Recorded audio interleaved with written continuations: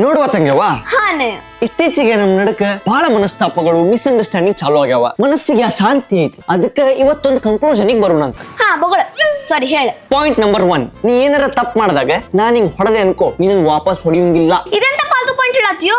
ನಿನ್ ಒಂದ್ ದಿನ ಹೊಡಿಲಿಲ್ಲ ಅಂದ್ರೆ ನನ್ ಕೈ ಚುರು ಚುರು ಚುರು ಅಂತಾವ. ಏ ಕೇಳ.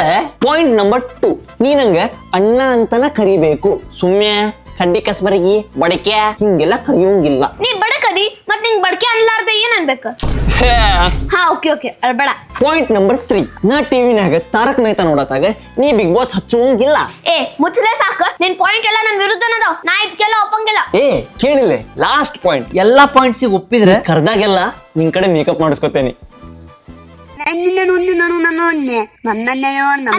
ನೀ ಹೇಳಿದ ಎಲ್ಲಾ ಪಾಯಿಂಟ್ಸ್ಗೂ ಒಪ್ತೀನಿ. ಆದ್ರೆ ದಿನ ಕಾಲೇಜಿಗೆ ಹೋಗುದ್ ಮುಂದೆ ನನ್ ಕಡೆ ಮೇಕಪ್ ಮಾಡಿಸ್ಕೊಂಬಿಡ ಸಾಕ. ನಂದ ದೃಷ್ಟಿ ಆಕೇತ್.